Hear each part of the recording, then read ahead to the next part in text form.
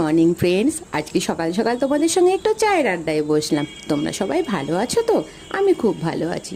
তোমরা দেখে বুঝতেই পারছো আমার ব্রেকফাস্টে কী ছিল, চা, ব্রেড অ্যান্ড কলা। তারপর বাড়িতে এসে গেল সবজির বাজার, মানে নিত্য প্রয়োজনীয় যেই সবজিগুলো লাগে আমাদের বাড়িতে, সেই সবজি আর মাছ, 3 রকমের মাছ এসেছিল। বন্ধুরা, এই ব্লগটা জানো তো, মানে ব্লগ নয়, এই ভিডিওটা আমি 2 দিন আগের ভিডিও, আমার এটা এডিটিং করা হয়নি বলে আমি তোমাদেরকে জানাতে পারিনি।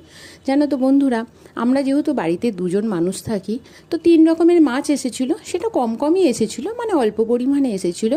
তো মাছগুলো আমি ডিপ ফ্রিজে যথারীতি রেখেছি। স্বাভাবিক, মাছ 3 রকমের মাছ তো আর একদিনে খাওয়া তো সম্ভব না 2টো মানুষের ক্ষেত্রে। তো আমিও সেম তাই রেখেছিলাম। জানো তো বন্ধুরা, মাছগুলো আমার ফ্রিজটা কী একটা প্রবলেম হয়েছিল, আর মাছগুলো সব পচে গেছিলো। মানে ফ্রিজটা বন্ধ হয়ে সারা রাত বন্ধ হয়েছিল।